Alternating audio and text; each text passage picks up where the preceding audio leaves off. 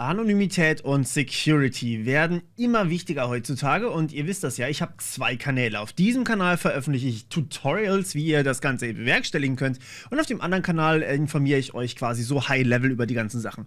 Heute schauen wir uns ein Tool an, das absolut unverzichtbar ist, um tatsächliche Verschlüsselung auf Geräten hinzubekommen.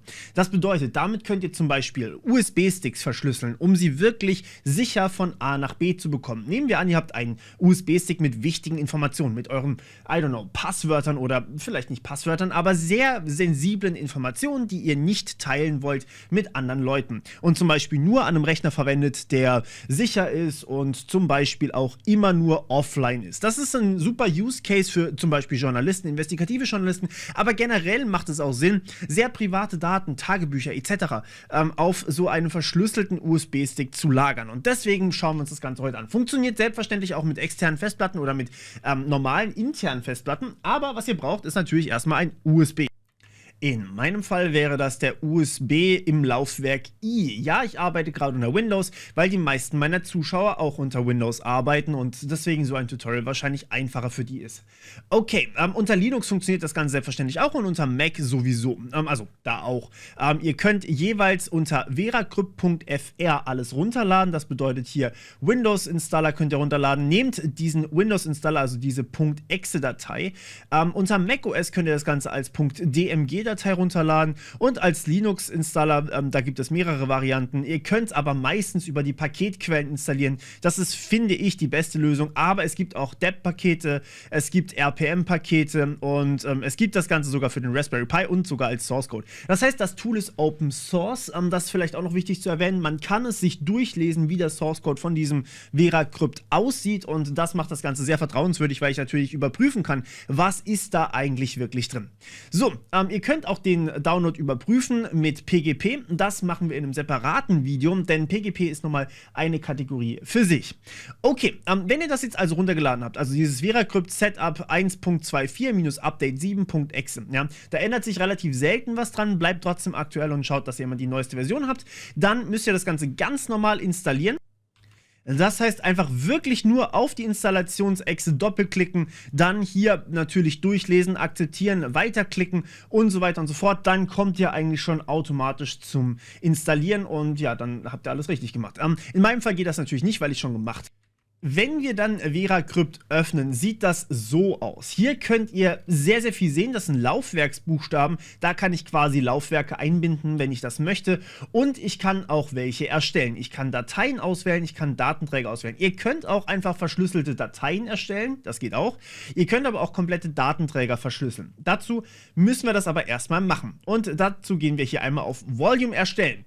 So, jetzt haben wir hier folgende Situation. Wir können eine verschlüsselte Container-Datei erstellen. Das ist dann einfach wie eine normale Datei, also wie die .exe gerade eben, die wir ausgeführt haben, nur eben halt verschlüsselt. Das wäre relativ einfach und die könnt ihr natürlich hin und her kopieren zwischen verschiedenen USB-Sticks und man kann sie dann auf allen USB-Sticks verschlüsseln. Das ist eigentlich ziemlich cool. Und ja, ist sehr vielfältig, könnt ihr natürlich auch mal machen. Ihr könnt aber auch hier einfach eine komplette Partition oder ein Laufwerk, zum Beispiel euren USB-Stick verschlüsseln. Ihr könnt sogar euer Systemlaufwerk verschlüsseln, zum Beispiel eben die Partition, auf der Windows drauf installiert ist.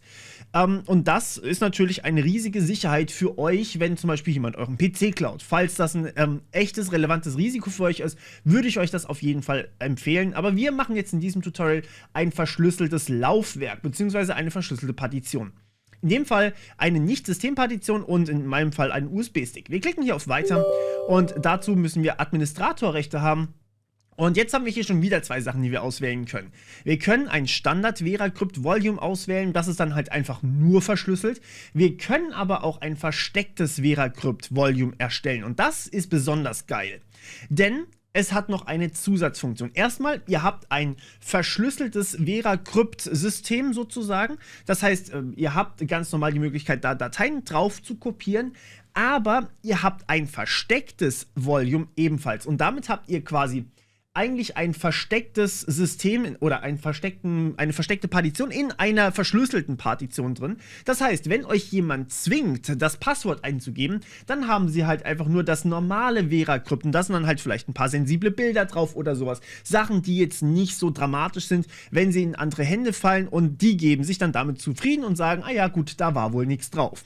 Im Versteckten hinten dran zum Beispiel kann man aber auch noch seine ganzen anderen Passwörter reinpacken, und naja, die findet man dann natürlich nicht. Deswegen das Versteckte ist nochmal geiler, weil ihr eben, wie gesagt, so ein Alibi-Volume, also was auch verschlüsselt ist, falls ihr eben erpresst werdet oder sowas, dann trotzdem preisgeben könnt. Und ohne dass eben das andere gezeigt wird. Ja, hört sich ziemlich krass an, aber für Journalisten kann sowas tatsächlich relevant sein. Und ich finde die Funktion einfach cool.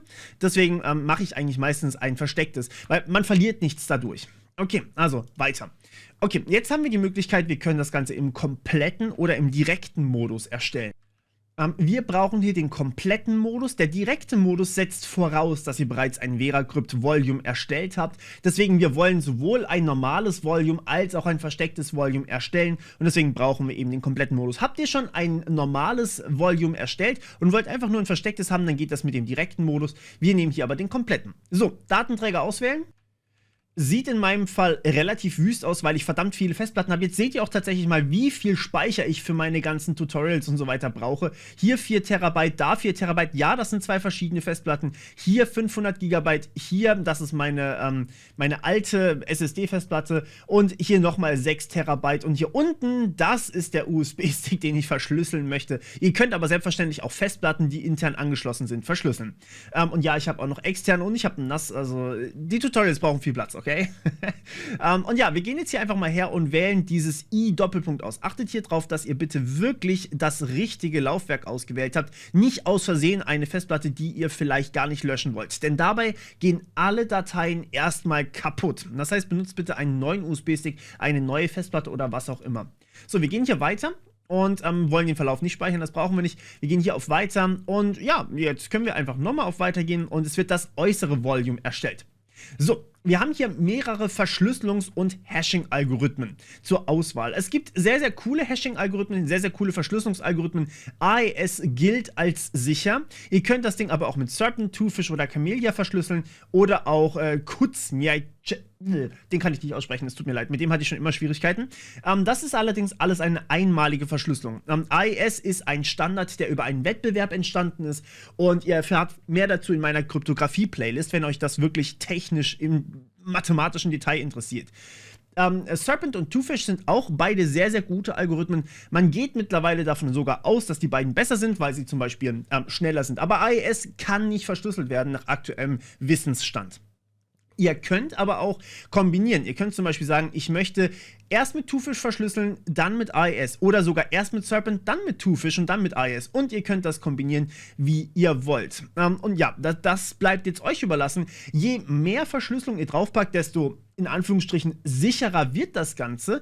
Aber auf der anderen Seite dauert es auch sehr viel länger. Deswegen, ich benutze meistens Serpent oder Twofish und ist eigentlich relativ gut. Die sind, wie gesagt, schon sehr alte Algorithmen und sind ziemlich gut. Also Serpent war zum Beispiel auch einer der AES-Finalisten, steht hier auch dabei.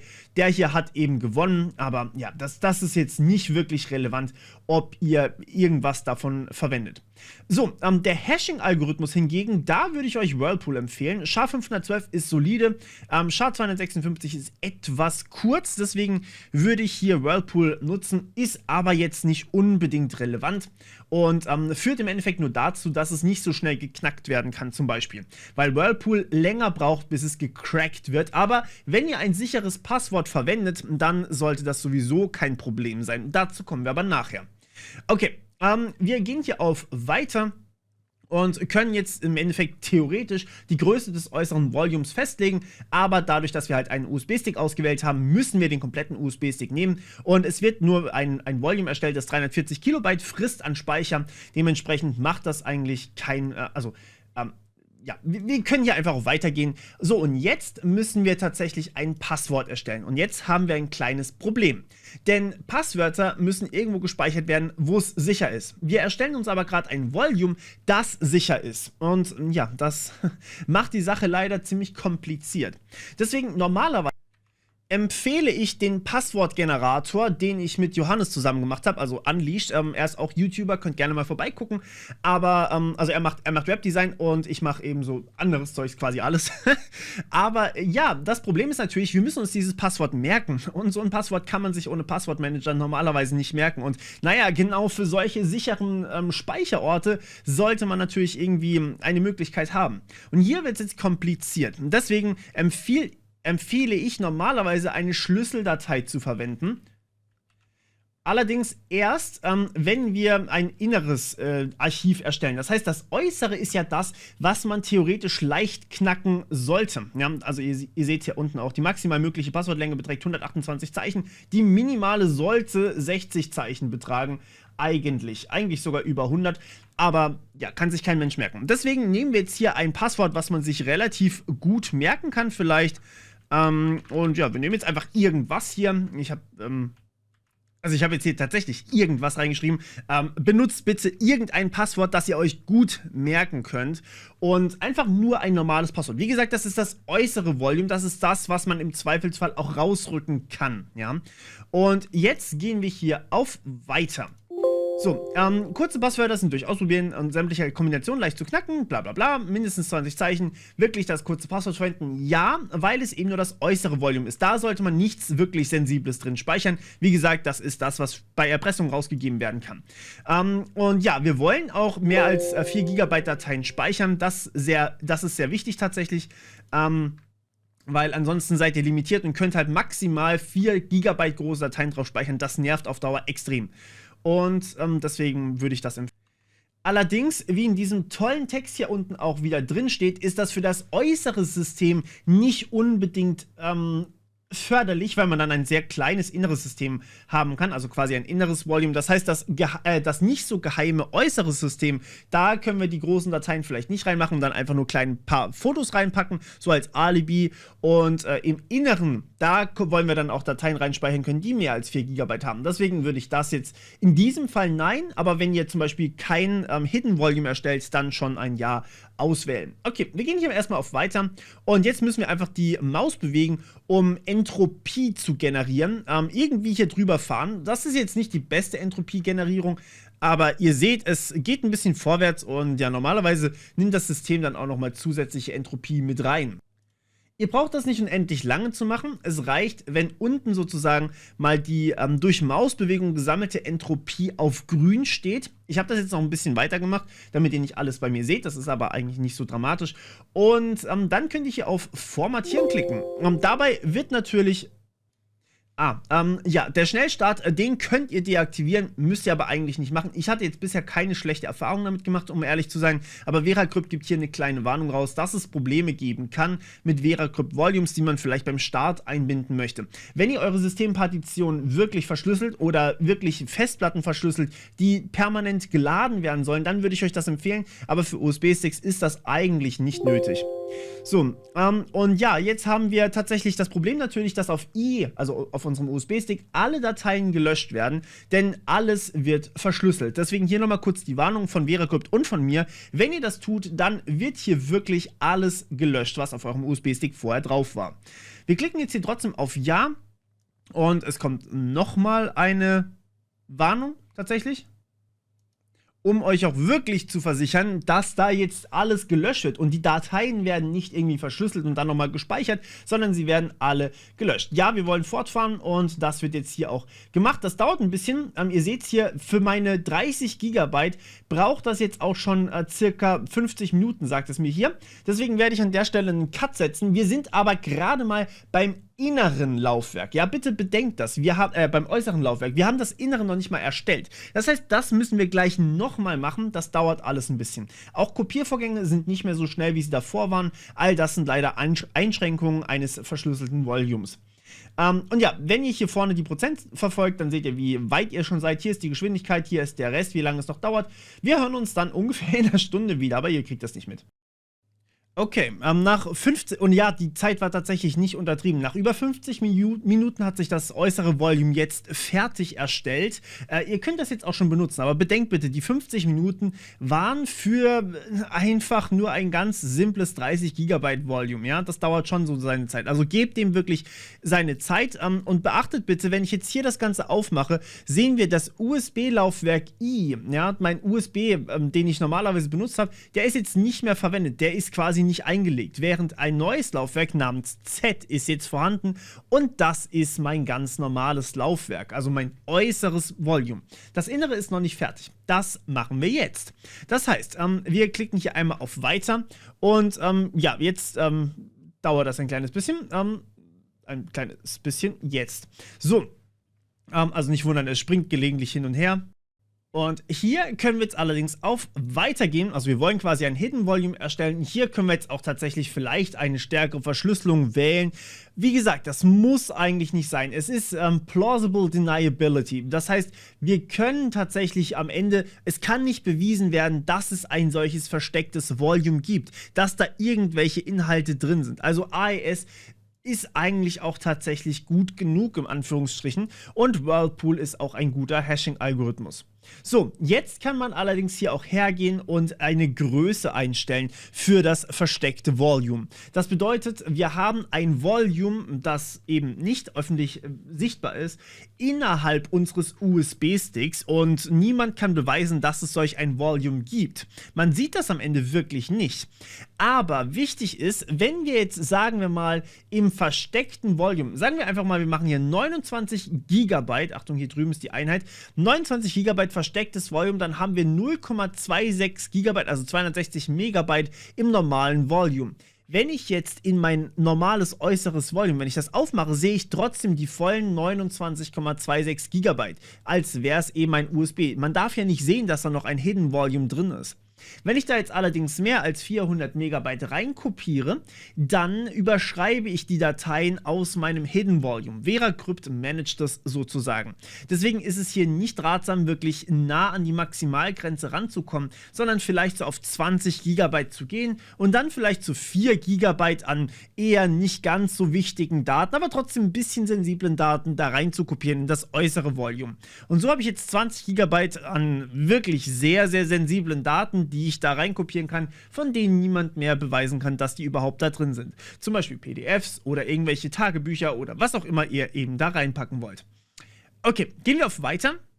Und jetzt würde ich euch nicht nur ein Passwort empfehlen, weil die Dinger können gecrackt werden, sondern ich würde euch eigentlich eine Schlüsseldatei empfehlen. Das heißt, eine Schlüsseldatei, die ihr hier hinzufügen könnt. Die meisten von euch werden wahrscheinlich keine Schlüsselkarten haben. Wir werden auch noch was zu Token und Smartcards machen. Ich werde jetzt hier einfach mal ganz kurz was zeigen. Wir können nämlich ganz einfach solche Schlüsseldateien innerhalb von VeraCrypt erstellen. Das heißt, ich mache hier eine Schlüsseldatei generieren. Die ist auch ein bisschen mit Zufall. Den muss ich jetzt hier einfach reinpacken und das dauert jetzt ein kleines wenig, bis das auch wirklich fertig ist. Und ja, ich kann jetzt hier tatsächlich auch hergehen, den Pool-Inhalt anzeigen. Das ist nicht so wichtig. Ich kann hier auch den Algorithmus auswählen. Wie gesagt, ich würde hier bei Whirlpool bleiben. Und ich kann sogar die Schlüsselgröße in Byte auswählen. Hier würde ich jetzt wirklich in so Gefilde wie da drüben gehen, also wirklich in große Gefilde gehen. Das heißt, zum Beispiel auf 100.000 Byte gehen, dann haben wir hier wirklich einen gigantischen Schlüssel, der sehr lange zum Erstellen braucht, aber auch sehr viel schwerer zu knacken ist. Mit 64 Byte ist jetzt nicht allzu viel Zufall generiert worden. Mit 100.000 Byte, da ist wirklich sehr viel Zufall dabei. Okay, Name, naja, da kann ich einfach irgendwas reinmachen, zum Beispiel mein Key.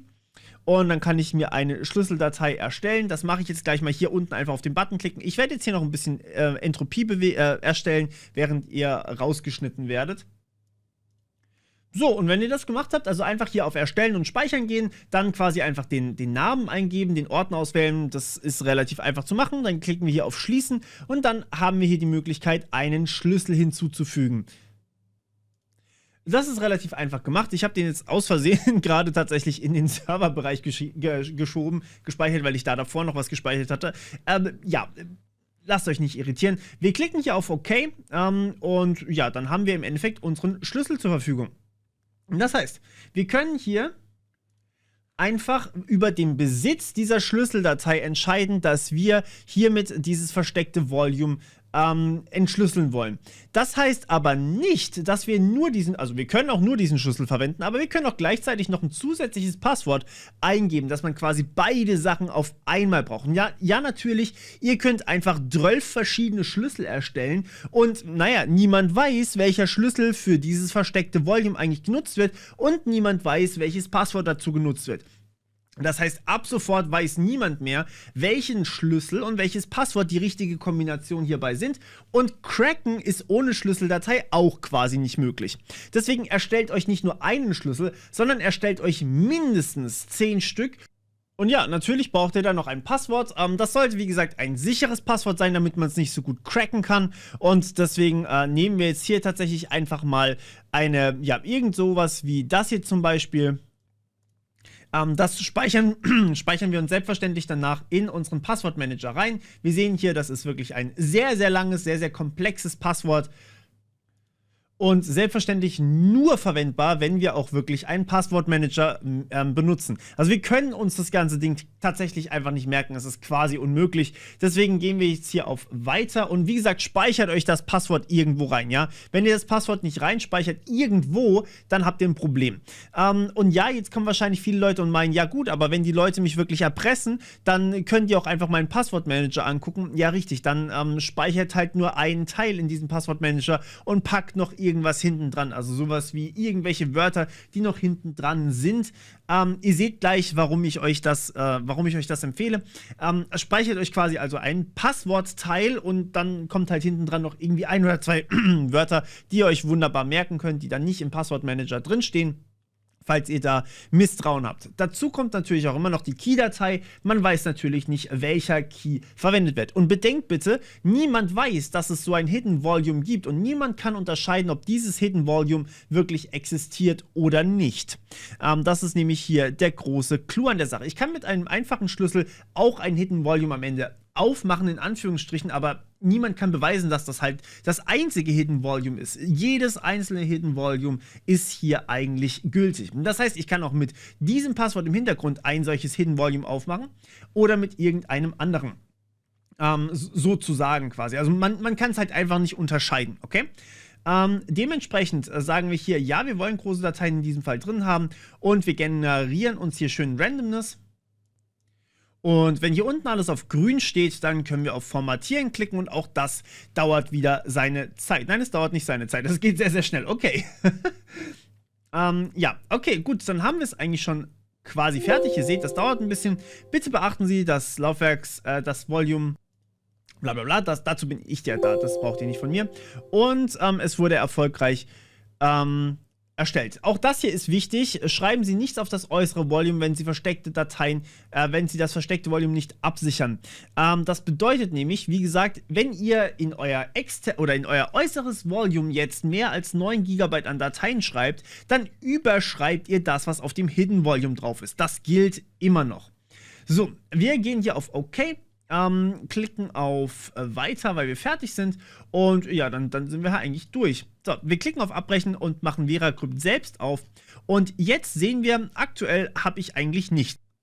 Also auch mein Volume I kann ich jetzt nicht drauf zugreifen, das ist halt einfach nicht da. Ich müsste es formatieren, sagt Windows. Wenn ich es formatiere, sind aber alle Sachen weg, auch die Verschlüsselung übrigens. Und deswegen gehen wir jetzt hier auf VeraCrypt und wählen zum Beispiel den Laufwerksbuchstaben Z wieder aus. Wir gehen jetzt hierher und wollen hier etwas einbinden. Was genau wollen wir einbinden? Naja, wir wollen einen Datenträger einbinden. Ihr könnt über Datei eine Datei einbinden. Wir wollen, wie gesagt, den Datenträger haben. Klicken hier auf den Datenträger, klicken auf OK und klicken auf Einbinden. So, jetzt haben wir die Möglichkeit, hier einfach unser Passwort einzugeben. So, kleines Beispiel und ich klicke auf OK. Achtung, ich habe jetzt hier keinen Schlüssel verwendet, ich habe auch nicht das große Passwort verwendet und klicke hier auf OK. So, und es sieht jetzt so aus, als könnte ich hier einfach mit VeraCrypt dieses Laufwerk hier aufmachen. Das ist unser äußeres Volume. Hier kann ich jetzt zum Beispiel von meiner tollen Serie zum Thema Algorithmen und Datenstrukturen das Thumbnail reinkopieren und ich könnte jetzt hier tatsächlich bis zu 29,2 Gigabyte reinkopieren. Wenn ich mehr kopiere, als ich quasi darf, also mehr als 9,2 Gigabyte hier kopiere, dann überschreibe ich eben mein Hidden Volume, meine Inhalte des Hidden Volumes.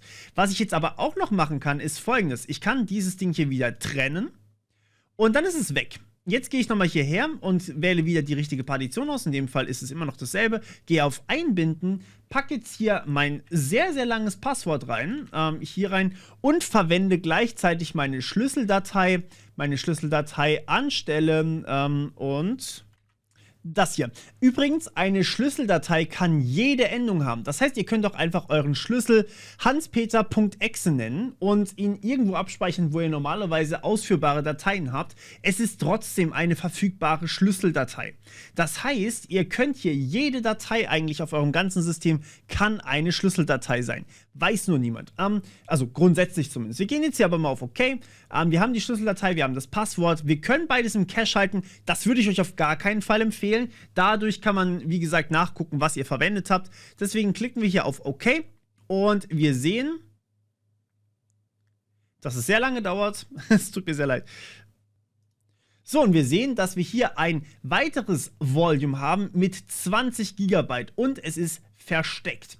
Und dieses versteckte Volume, da kann ich jetzt alles reinpacken, was mir wirklich lieb und teuer ist, was niemand irgendwie sehen darf. Okay. Jetzt natürlich noch die Preisfrage, was würde passieren, wenn ich zum Beispiel das hier trennen würde und ich würde das hier einbinden, sogar mit von mir aus der Schlüsseldatei, das heißt, ich füge die Datei hinzu, aber ohne Passwort, beziehungsweise mit einem falschen Passwort. Ich mache jetzt hier einfach mal irgendwas, ja.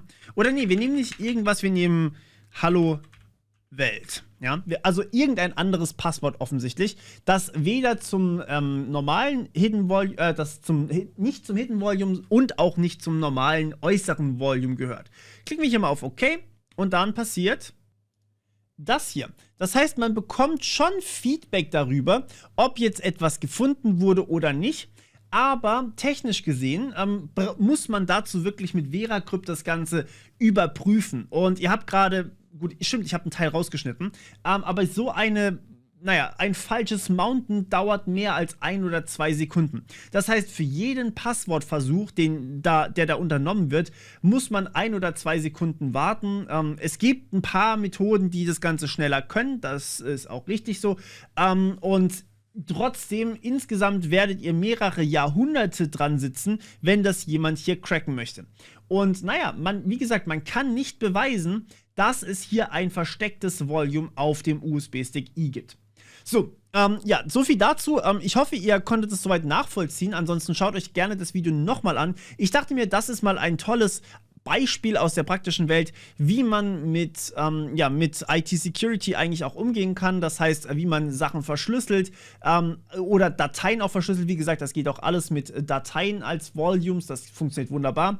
Ja, wie man das alles machen kann, das habe ich euch heute versucht, ein bisschen näher zu bringen.